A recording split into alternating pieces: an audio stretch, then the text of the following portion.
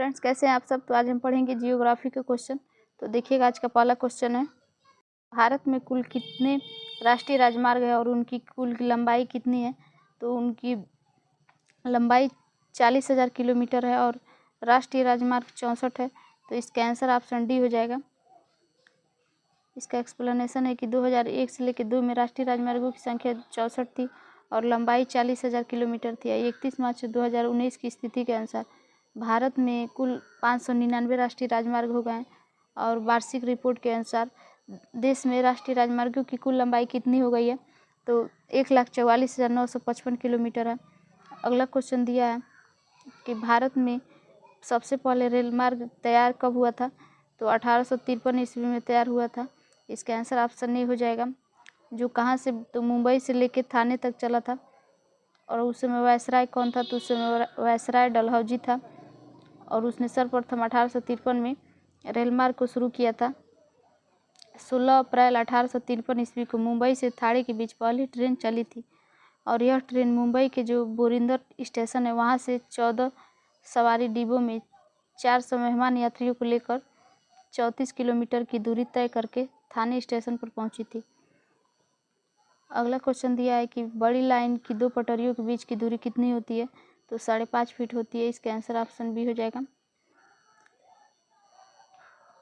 अगला क्वेश्चन दिया है कि जो मार्मुगाव पतन है वह कहाँ स्थित है। तो गोवा में स्थित है। इसका आंसर ऑप्शन सी हो जाएगा। यह एक प्रकार का बंदरगाह है मार्मुगाव, ये गोवा में है। यह किस नदी के किनारे है। तो जुआरी नदी के मुहाने पर है और यह एक निर्यात प्रधान बंदरगाह है। अगला क्वेश्चन दिया है कि जो भारत का 13वां प्रधान बंदरगाह है वह किस राज्य में स्थित है। तो महाराष्ट्र में स्थित है। इसका आंसर ऑप्शन सी हो जाएगा। इसका एक्सप्लेनेशन है कि भारत का 13वां प्रधान जो बंदरगाह होता है वह महाराष्ट्र में स्थित है। इसमें केंद्रीय मंत्रिमंडल ने 5 फरवरी 2020 को किया था। यह महाराष्ट्र में दहानू के निकट जो बदाऊन है वहाँ पे स्थित है। इस परियोजना में कितने रुपए खर्च हुआ था। तो 65,544.54 करोड़ रुपए का खर्चा हुआ था। अगला क्वेश्चन दिया है कि सुल्तानपुर बर्ड सेंचुरी है वह कहाँ स्थित है।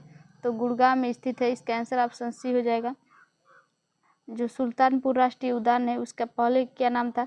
तो सुल्तानपुर पक्षी अभयारण्य था। यह हरियाणा के जो गुड़गांव है उसे गुरुग्राम पहले कहा जाता था, इस जिले में स्थित है। अगला क्वेश्चन है, अंटार्कटिका में जो भारत के तृतीय शोध केंद्र है उसका क्या नाम है। तो भारती नाम है। जो अंटार्कटिका में शोध केंद्र है उसका नाम भारती है। इसका आंसर ऑप्शन ए हो जाएगा। इसका एक्सप्लेनेशन दिया है कि दक्षिण गंगोत्री अंटार्कटिका में स्थित है। यह भारत का पहला अनुसंधान केंद्र है। इसकी स्थापना कब हुई थी। तो 1983 से लेकर 84 ईस्वी के बीच में हुई थी और इसका दूसरी अनुसंधान केंद्र जो भारत का है वो उसका क्या नाम था। तो मैत्री था। पहले का नाम क्या था। तो पहले का नाम दक्षिण गंगोत्री था, दूसरे का मैत्री था। इसकी स्थापना 1918 से 89 के बीच में हुई थी और अंटार्कटिका में भारत का तृतीय अनुसंधान केंद्र कौन सा है। तो भारती है। इसकी स्थापना कब हुई थी। तो भारती की स्थापना 2012 में हुई थी। अगला क्वेश्चन दिया है कि भारत में किस क्षेत्र में प्रवाल भित्ति नहीं पाई जाती है। तो मन्नार की खाड़ी में प्रवाल भित्ति पाई जाती है, कच्छ की खाड़ी में भी पाई जाती है और लक्षद्वीप और मिनिकॉय में भी पाई जाती है। कैम्बे की खाड़ी में नहीं पाई जाती है। तो इसका आंसर ऑप्शन ए हो जाएगा कि प्रवाल भित्ति कैम्बे की खाड़ी में नहीं पाई जाती है। ईसो के अनुसार भारत के प्रवाल भित्ति वाले क्षेत्र कौन कौन से हैं। ईसो का फुल फॉर्म क्या है। तो Indian national centre for ocean information service.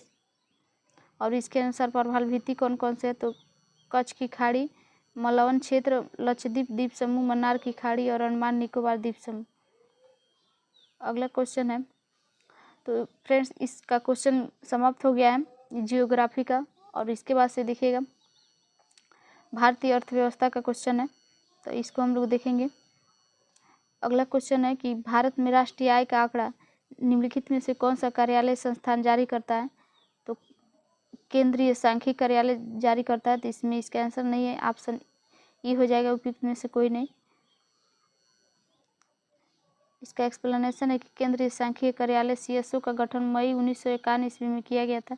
Bharat का राष्ट्रीय आय की गणना करता है और 2019 में सीएसओ तथा एनएसओ को मिलाकर राष्ट्रीय सांख्यिकी कार्यालय का गठन किया गया, जो वर्तमान में राष्ट्रीय आय का आकलन करता है या गणना करता है। अगला क्वेश्चन है कि निम्नलिखित में से कौन सा ह्यूमन कैपिटल इंडेक्स 2020 में प्रथम स्थान पर रहा था? तो सिंगापुर रहा था। इसका आंसर ऑप्शन सी हो जाएगा। अगला क्वेश्चन दिया है कि भारत के केंद्रीय बजट में जो कृषि साख का प्रभाव बढ़ाने के लिए 2020-21 के लिए क्या साख लक्ष्य रखा गया है? तो 15 लाख करोड़ रुपए रखा गया था। इसका आंसर ऑप्शन सी हो जाएगा। अगला क्वेश्चन दिया है भारत के बजट के अनुसार वस्तु लेन देन सीटीटी प्रस्तुत किया गया था। तो कब किया गया था? 2013 से 14 के बीच में। इसका आंसर ऑप्शन ए हो जाएगा। अगला क्वेश्चन दिया है कि 15वें जो वित्त आयोग था उसकी सिफारिश पर केंद्रीय करों के विभाज्य पूल का बिहार में कितना हिस्सा था? तो 10.06% था। इसका आंसर ऑप्शन ए हो जाएगा। अगला क्वेश्चन दिया है कि नगद आरक्षित अनुपात है को कम करने के लिए अर्थव्यवस्था पर इसका क्या प्रभाव पड़ेगा? तो बैंकों के पास अधिक तरलता लाभ होगा। तो ये सही है, नगद आरक्षित अनुपात को कम करने में हेल्प करेगा। और दूसरा दिया है कि अर्थव्यवस्था में निवेश वृद्धि दर देखने को मिल सकती है। तो ये दूसरा विषय हो जाएगा। अर्थव्यवस्था में मुद्रा जो पूर्ति होती है वो भी बढ़ सकती है। तो ये भी ऑप्शन सही है। और चौथा ऑप्शन है कि वास्तविक निवेश दर में गिरावट आ सकती है। तो ये ऑप्शन नहीं होगा। तो इसका आंसर 1, 2, 3 हो जाएगा। ऑप्शन में नहीं दिया इसलिए इसका आंसर ऑप्शन ई हो जाएगा। उपयुक्त में से कोई नहीं। अगला क्वेश्चन दिया है कि आयुष्मान सहकार योजना है, इसके बारे में कौन सा कथन सत्य नहीं है? तो आयुष्मान सहकार योजना क्या है? देखिएगा, इसमें ऑप्शन दिया है कि भारत के वित्त मंत्रालय ने यह योजना शुरू की थी।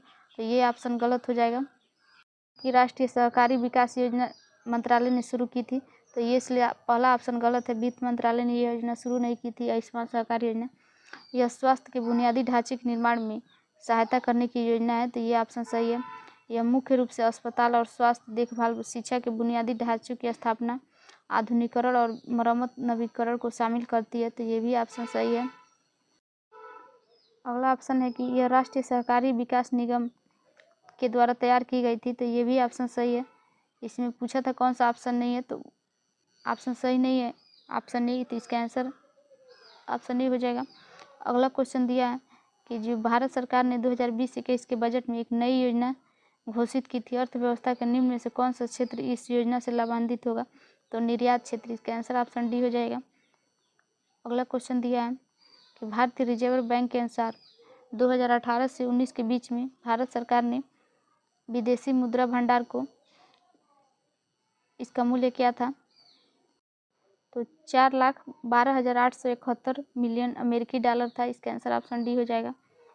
अगला क्वेश्चन दिया है कि दिसंबर 2018 के अनुसार विश्व के निम्न देशों में से किस देश में सबसे अधिक भारतीय आबादी है? तो संयुक्त राज्य अरब अमीरात है। इसका आंसर ऑप्शन ए हो जाएगा। अगला क्वेश्चन दिया है कि भारत को 2024-25 तक जो 5 ट्रिलियन की अर्थव्यवस्था बनने के लिए जीडीपी की विकास दर लगातार कितनी होनी चाहिए? तो 9% होनी चाहिए। इसका आंसर ऑप्शन डी हो जाएगा। अगला क्वेश्चन है कि बजट 2019-20 में घोषित प्रधानमंत्री कर्मयोगी मानधन योजना का लक्ष्य क्या था? प्रधानमंत्री कर्मयोगी मानधन योजना का लक्ष्य था कि खुदरा व्यापारी थे और जो छोटे दुकानदार थे उनको पेंशन में लाभ देना। तो इसका आंसर ऑप्शन सी हो जाएगा। अगला क्वेश्चन है कि बौना उद्यम है जो 100 से कम कर्मी वाले प्रतिष्ठान है, उनका भारत में 2018 से 19 में सेवा आयोजन और उत्पादकता कितने % का योगदान है? तो 14% और 8% का। इसका आंसर ऑप्शन ए हो जाएगा।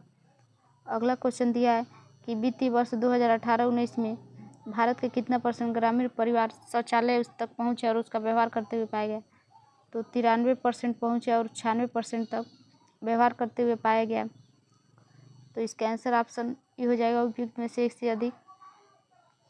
अगला क्वेश्चन दिया है कि भारत में कुल बिजली उत्पादन में नवीकरणीय ऊर्जा का हिस्सा 2014 से 15 में 6% से बढ़कर 2018-19 में कितना % हुआ था? तो कितना % हुआ था? 10% हुआ था। इसका आंसर ऑप्शन सी हो जाएगा। अगला क्वेश्चन है कि 2017-18 में भारत में जीडीपी में विकास दर 7.2% से घटकर 2018-19 में कितनी % हो गई थी? तो 6.8% हो गई थी। अगला क्वेश्चन दिया है कि भारत में 2017 से 18 में स्थिर और निश्चित निवेश की विकास दर कितने % से बढ़कर 2019 में 10% हुई थी, तो 9.3% से बढ़कर इसका आंसर ऑप्शन बी हो जाएगा। अगला क्वेश्चन दिया है कि भारत में रत्न और आभूषण निर्यात संवर्धन परिषद के अनुसार विकास दर अप्रैल जुलाई में 2019 में 18 से कितनी तुलना में घटी थी, तो 8.5%। इसका आंसर ऑप्शन सी हो जाएगा। अगला क्वेश्चन दिया है कि जो अगस्त 2019 से उसमें भारत सरकार के वित्त मंत्रालय ने सार्वजनिक क्षेत्र के बैंकों की तरलता और उधार व्यवस्था के सुधार के लिए कितना मूलधन में डालने की या लगाने की घोषणा की थी। 70,000 रुपये लगाने की बात करी थी, तो इसका आंसर ऑप्शन सी हो जाएगा। अगला क्वेश्चन है